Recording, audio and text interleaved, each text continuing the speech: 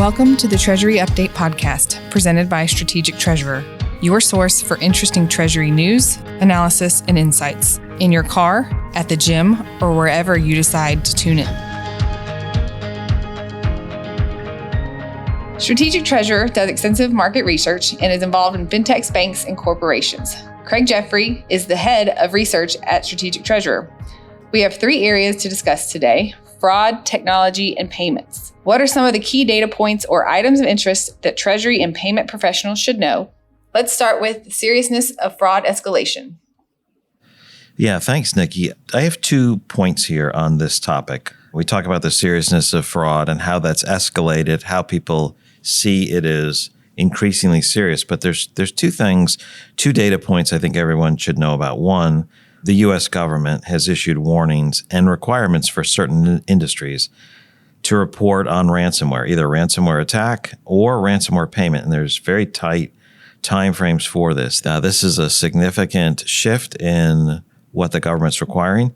And this requirement comes concurrently or about the same time as Russia's attack and invasion of Ukraine and threats of different types of cyber warfare, cyber attacks. So this is a very serious warning. It's intended for mission critical institutions and industries. There's a list that's available for that. And so that's the first point, government warnings. The second is the Treasury Fraud and Control Survey that was just released. This is done in conjunction with Bottom Line Technology. The survey results of this showed that the threat of fraud has significantly increased. Those indicating that they saw this threat significantly increased has reached 29% this year. 29% say that the threat has significantly increased from the prior year. That's pretty useful by itself, but this is a survey that we've run for 7 years. If we go back 4 years, those that indicated this threat of significant increase was 16%. We go back 3 years, it was 20, then 25, and now 29%. So this 16, 20, 25, and almost 30% on a year-over-year basis is certainly significant and can be, I think it should be concerning because your peers are now recognizing this threat level has significantly increased to basically 3 out of 10. In the show notes, we'll go ahead and place information about downloading the report, which includes this data. So that's a free report. You can get that at strategictreasurer.com, the Treasury Fraud and Control Report for 2022. And why do you think this is so important? Anytime someone talks about fraud, cyber fraud, there's this view that we have to be scary about it to get people to act. And this has gone on for quite a few years, many, many years now, more than 7, where people have been concerned about fraud and are talking about it. But the fear is based on reality. This is not some horror show, but it's not just fun to talk about. It's real. The losses are very significant. If you look at ransomware, the losses used to be $10,000. They exceeded $100,000. Now, some reports are showing that it's costing them over $500,000 between paying off ransom and recovering their systems and sites. So it's real, and it's not just fun to talk about. And I think it matters because we as finance professionals, IT professionals, security professionals, stewards of corporate data and corporate funds, we need to respond to this ongoing increased threat with a journey mindset, not a destination. Like, we've arrived, nothing else needs to be done. But we need to think about this as we need to respond on an ongoing basis, not like treating it like it was an event. To do this, we need better training and better tools. And I'll leave it there. Those are some of the things why it matters. It's real. We need to respond as part of the journey, and we need better training for the human element. We need better tools for the technical environment. Great, thank you. Let's move on to technology. Can we cover some key points on technology? There's a couple things I wanted to talk about here on technology.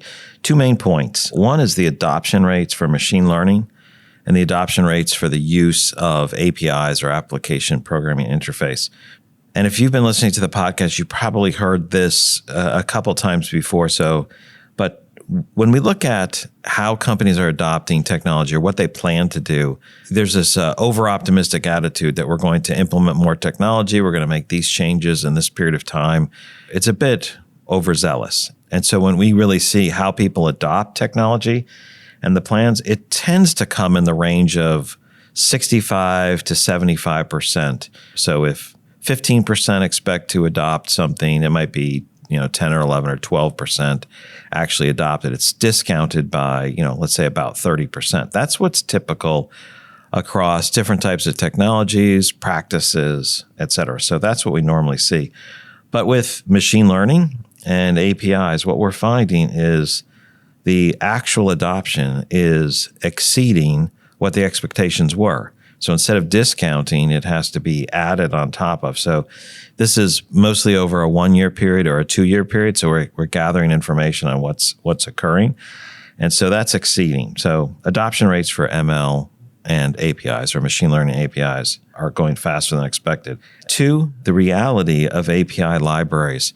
This is not really from our research, but really from the work that we do. The idea of we want to expand the use of APIs and the fact that companies are adopting more APIs, or they're at least adopting some APIs through some of their service providers. This above line growth, if you will, is happening, but it will take time. And part of that is API libraries that are being built out by tech firms, by banks. It takes time for them to build them out. They have a list of items, many items that they need to build these API libraries for, and it takes them time to build them all out. And so everyone can commit to an API first world, but the reality is that some banks are really early in their journey. Maybe they're not even birthed yet, and very few are in a very mature state, but many are developing quickly. So I think there's growth, but this is going to take time for a maturity of the infrastructure, a maturity of these libraries to be complete. Why do you think this matters? The implication here is that because adoption is faster than expected, we can have an overzealous attitude for what will occur going forward in terms of penetration of how many connections we have, how we're sharing information. Having several APIs up or connecting to a bank or two with some APIs or some other data provider doesn't mean all of your connections are going to be replaced. All of your SFTP connections are going to be replaced with APIs right away. So I think there's one aspect here that we need to think that the transition is going to take longer than expected, and that doesn't mean pause the journey. Second, banks and technology firms may see some massive gapping occurring. And what I mean by that is those that are pushing their API libraries or their app libraries are going to do better than those that are taking a wait and see approach. So I think this gapping is there are some that are much further along in their journey than others, banks, for instance. And this is scaling rapidly as we see the adoption pick up. That's going to increase the efficiency that some companies are experiencing with their banks, lower levels of issues, faster adoption, just easier to do business. This whole mindset of less friction matters significantly to firms that are using systems dealing with their banks. And those that aren't, that gap is going to widen. And that should be concerning for both those that are slow on the journey or those that are playing a wait and see attitude. Let's look at payments. And specifically, let's look at pain in the payments process. What are the pains of payments and what really matters? Payments is a huge area for finance, both for AP, for Treasury, even for accounts receivable, there's a payment coming in on that side of the equation. And from a bank perspective, this is a huge area of revenue from payment companies, some of the card companies, other entities that are focused on payments. This is a huge area of focus. It's an area of growth in revenue, growth in opportunity. So there's a lot of attention paid here. But what are the pains in payments and what are the implications of that? So the biggest problem with payments, when we look at payments and they look at the whole space, the biggest identified problems are forecasting and exception management. And what comes in third is efficiency. So those are viewed as the biggest problems in the payment process. Challenges include IT resourcing. This is a significant area why people can't move or have a hard time moving. And that tends to outstrip issues with management priorities. So we can see efficiency isn't a key driver there. That's the fifth point of our 6 points in these 3 sections. The next one is, what makes people move? What makes people move? Payment providers or service providers, whether it's their bank or someone else. The top one there is efficiency. While it was third in terms of the pain point, it was top in terms of making people move, efficiency. But that's not all. There's significant data that shows that providers, and we'll think about banks first here, providers who are not keeping up with newer payment types, newer payment services that help with compliance, control, validation. Those providers that are not keeping up with the new payment types are very susceptible to having that part of the business moved. Even if they're providing credit, there's a significant minority of companies who are willing to move their payment business to another, say, bank in their credit facility. But there's not quite as high, but still a significant minority of companies who would move to a provider outside of the bank group. So someone not providing them credit. That's some of the background for the pain of payment and part of why it matters. I know there's more there. So with the payment pains, why focus on these? Why are they important? From a company standpoint that's doing business with payment providers, moving payment providers is extremely hard. Why is it hard? Why is it extremely hard? Well, they have a lot of things going on. And it requires, I've got to involve operations, I have to involve IT to make a movement. And so there has to be something significant to make a movement.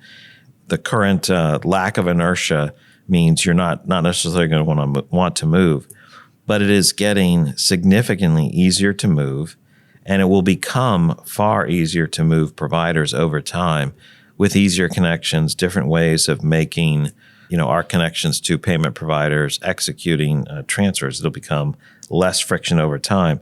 And to your question, payment providers and banks need to understand why people will move. You're the current provider. You have a significant advantage there. But why will people move?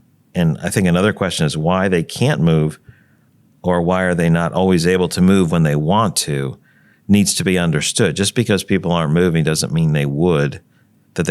If they could, they certainly would, but there's some problems. Knowing that a sizable minority will move business to other banks and non-banks should be top of mind. And I think one piece here to think about, or one point, is that this additional willingness to move will become easier. And because it becomes easier, it will happen more rapidly. What are some of those challenges? People have problems with forecasting, exception management, efficiency, but also IT resourcing. Why don't they move? They don't have as much resources. There might be other management directives, but number one has to do with IT resourcing. And as we lift IT resourcing out of the issue or out of the mix, then movement will happen more rapidly. And this is similar to what happened with moving systems to the cloud. At first there was a lot of resistance from IT. We want to have our servers for production, for testing. We need to do it inside. We're the only ones who can protect the data. There was a significant resistance by IT, and they ran the process. And what's happened, over the last decade is that's moved from we want to have our data and our processes stored in the cloud and run in the cloud. And because that's the case, that's become the new method. IT, I think, has realized there is so much to do. They need the scalability. They're not going to be out of work. They're going to have a ton to do. And the development, the speed, and the ability to service is supported by some of these other tools. And that's making its way into the payment domain as well. So those are some of the reasons why it matters. You've reached the end of another episode of the Treasury Update podcast. Be sure to follow Strategic Treasurer on LinkedIn. Just search for Strategic Treasurer. This podcast is provided for informational purposes only, and statements made by Strategic Treasurer LLC on this podcast are not intended as legal, business, consulting, or tax advice. For more information, visit and bookmark strategictreasurer.com.